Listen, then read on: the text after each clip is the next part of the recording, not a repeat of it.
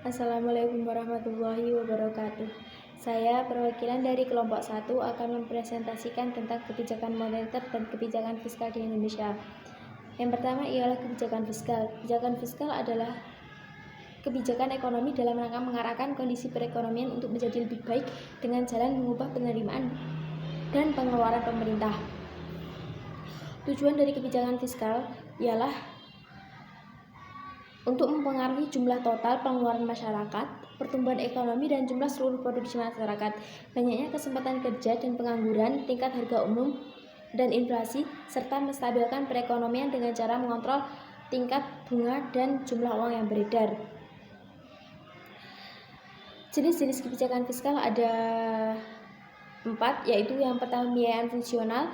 Pembiayaan fungsional adalah kebijakan yang mengatur pengeluaran pemerintah dengan melihat berbagai akibat tidak langsung terhadap pendapatan nasional dan bertujuan untuk meningkatkan kesempatan kerja.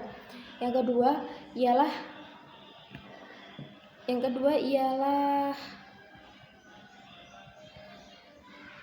pendekatan anggaran terkendali. Pendekatan anggaran terkendali adalah kebijakan untuk mengatur pengeluaran pemerintah, perpajakan, dan pinjaman untuk mencapai stabilitas ekonomi yang mantap. 3.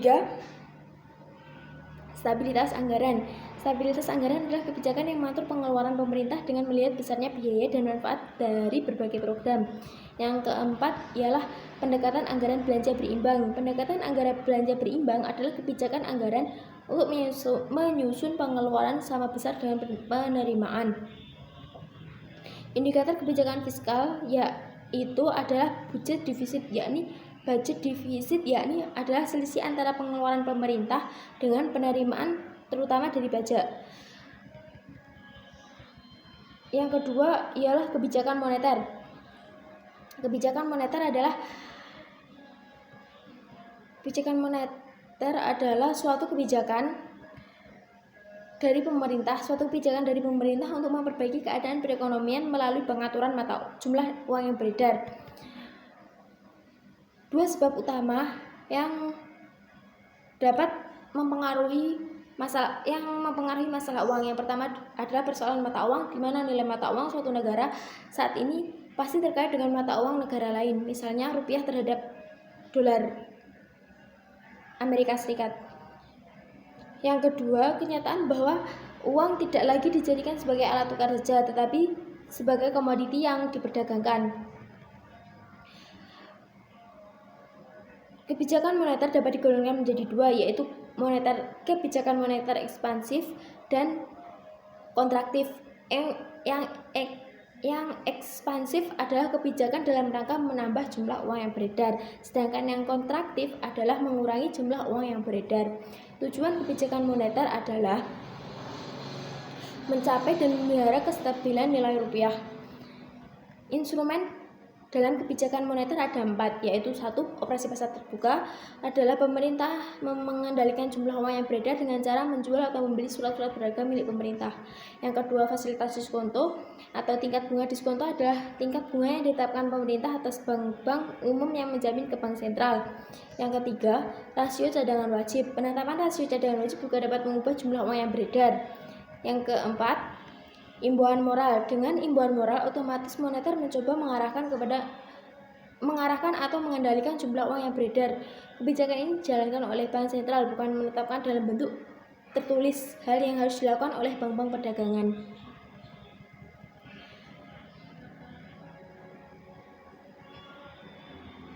Dapat kita ambil dari penelitian kita mengambil data dari website Kementerian Keuangan yang menjerumus kepada kebijakan fiskal dan kebijakan moneter. Sumber data website Kementerian Keuangan yang melakukan Menteri Keuangan Sri Mulyani saat sidang paripurna di ruang rapat paripurna DPR.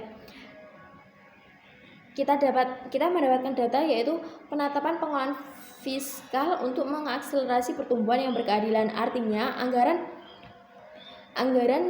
pendapatan dan belanja negara diharapkan dapat menjadi instrumen fiskal untuk mendorong pertumbuhan sekaligus mendukung upaya pengentasan kemiskinan, pengangguran, pengurangan ketimpangan, serta penciptaan lapangan kerja. Yang kedua adalah kebijakan moneter.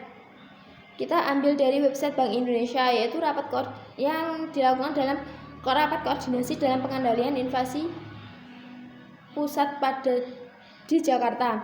Kita mendapatkan data yaitu inflasi yang rendah dan stabil berkontribusi positif pada upaya penguatan momentum pemulihan ekonomi dan perbaikan kesejahteraan masyarakat. Realisasi inflasi pada tahun 2018, inflasi 2018 tetap rendah terkendali dalam sasaran, didukung penguatan koordinasi untuk memitigasi resiko dari global dan domestik yang dapat mengganggu pencapaian sasaran inflasi.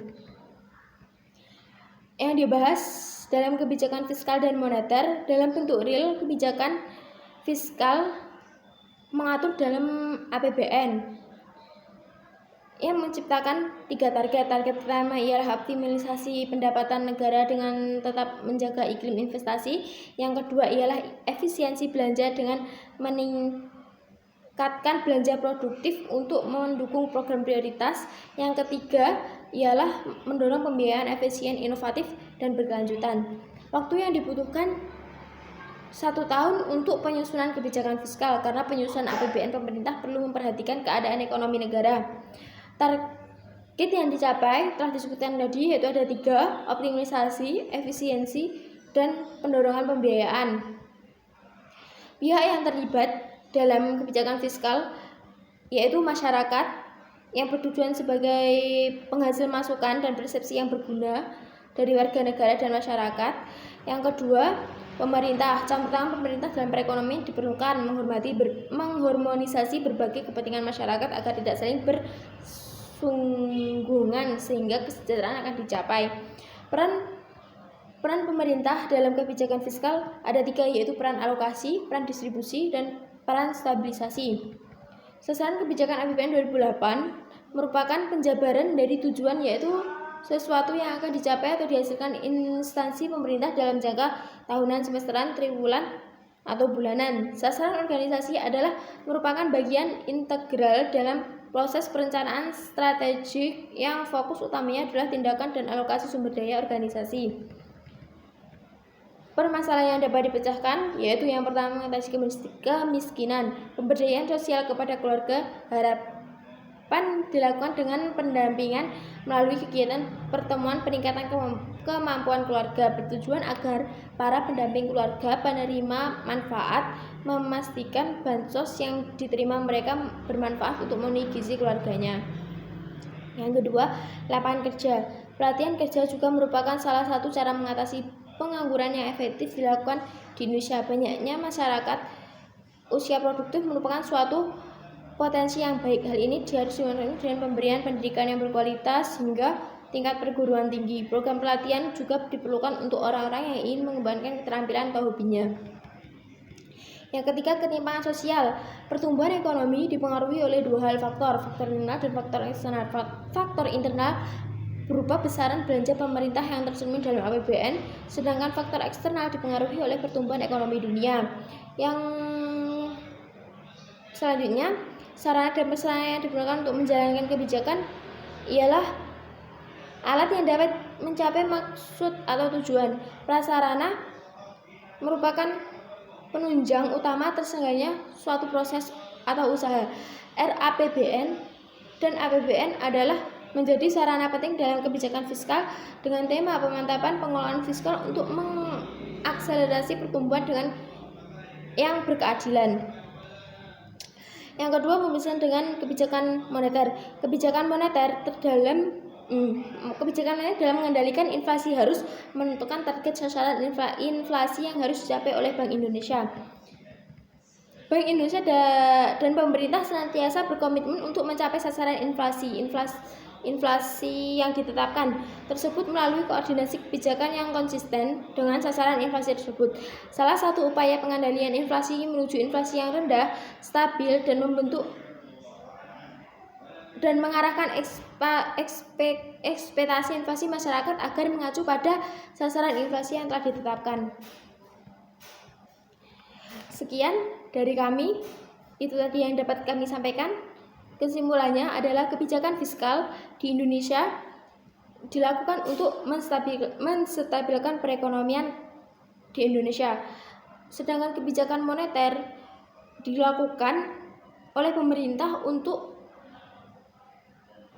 mengatur mata uang di Indonesia. Sekian dari kami, apabila ada kurang lebihnya saya mohon maaf. Wabillahi taufiq wal hidayah. Wassalamualaikum warahmatullahi wabarakatuh.